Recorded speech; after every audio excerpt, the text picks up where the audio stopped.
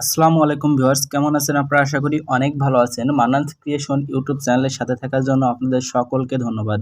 তো ভিউয়ার্স, আজকে আমি আরও একটা পিএলপি ফাইল আমি আপনাদের সাথে শেয়ার করব। যেই পোস্টারটা ডিজাইন করতে আমার অনেক সময় লেগেছে, কিন্তু যেই পিএলপি ফাইলটা আমি আপনাদের দেবো এটা আপনার 2 থেকে 3 মিনিটে কাস্টমাইজ করে সুন্দর একটা পোস্টার তৈরি করতে পারবেন।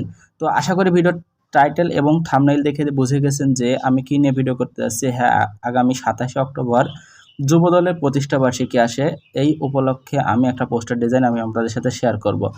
অর্থাৎ আপনারা যারা বিএনপি সমর্থক আছেন তাদের জন্য এই পোস্টারটা উপকারী, এবং যারা পোস্টার ডিজাইন নিয়ে বিজনেস করেন তারা তো অবশ্যই ভিডিওটা সম্পূর্ণ মনোযোগ সহকারে দেখবেন।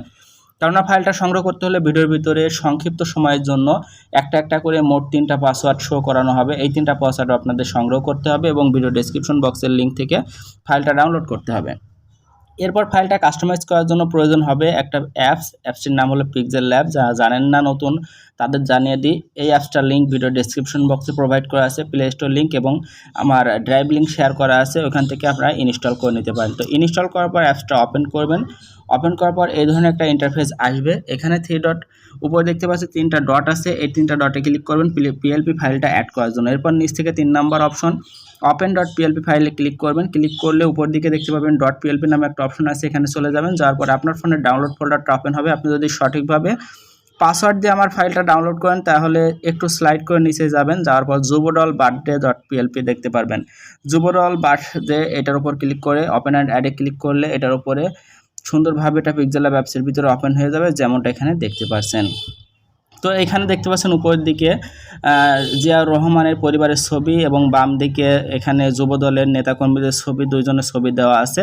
আর কোনো ছবি অ্যাড করার সিস্টেম নাই। আপনারা যদি আরও ছবি অ্যাড করতে চান সেক্ষেত্রে লেয়ার অপশন থেকে এখান থেকে নেতাকর্মীদের ছবি লকটা খুলে এখান থেকে নেতাদের ছবি ছোট করে আপনি আপনার মতো ছবি বসাইতে পারেন। কীভাবে ছবি বসাইতে হয় আমি দেখিয়ে দেবো এখনই। তো আমি নিচে সৌজন্য ছবিটা পরিবর্তন করে দেখাবো, একইভাবে উপরের ছবিগুলো পরিবর্তন করতে পারবেন। সৌজন্য ছবিটা পরিবর্তন করার জন্য ফ্রম গ্যালারি থেকে প্লাস অপশনে ক্লিক করবেন বাম দিকে উপরের দিকে, তারপর ফ্রম গ্যালারিতে ক্লিক করবেন। ক্লিক করার পর আপনার যার ফটো এখানে দিতে চান তার ব্যাকগ্রাউন্ড রিমুভ করে একটা ফটো নিয়ে আসবেন। আমার অলরেডি ব্যাকগ্রাউন্ড রিমুভ করে একটা ফটো আছে। আপনারা যদি ব্যাকগ্রাউন্ড রিমুভ করতে না পারেন তাহলে ভিডিও ডেসক্রিপশন বক্সে একটা ভিডিও লিঙ্ক প্রোভাইড করা আছে, ওখান থেকে আপনারা দেখে আসবেন কীভাবে ফটো ব্যাকগ্রাউন্ড রিমুভ করতে হয়। এরপর ওই ফটোটা এইভাবে ইম্পোর্ট করে নেবেন। নেওয়ার পর এটা এভাবে ছোটো বড়ো করা যায়, ফটোটা সুন্দর করে এখানে সাইজ মতো এখানে বসিয়ে দেবেন, যেমনটা আমি বসিয়ে দিলাম।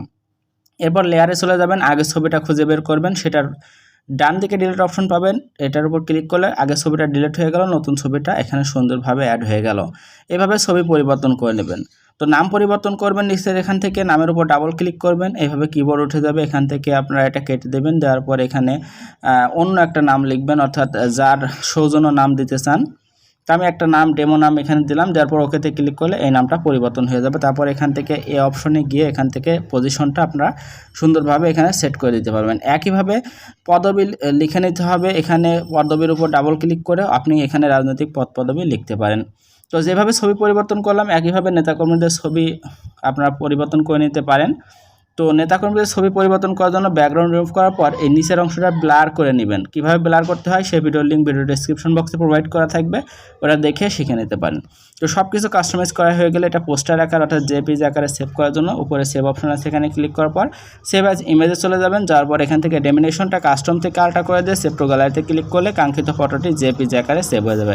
তো আশা করি বুঝতে পারছেন কীভাবে আমার পিএলপি ফাইলটা সংগ্রহ করে সুন্দর একটা পোস্টার ডিজাইন করবেন যুবদলের প্রতিষ্ঠাবার্ষিকী উপলক্ষে। বুঝতে পারলে অবশ্যই ভিডিওতে একটা লাইক করবেন, কমেন্ট করবেন, বন্ধুদের সাথে শেয়ার করবেন, আর কাইন্ডলি যাওয়ার আগে চ্যানেলটা সাবস্ক্রাইব করবেন। তো ভালো থাকবেন, সুস্থ থাকবেন, ধন্যবাদ সকলকে।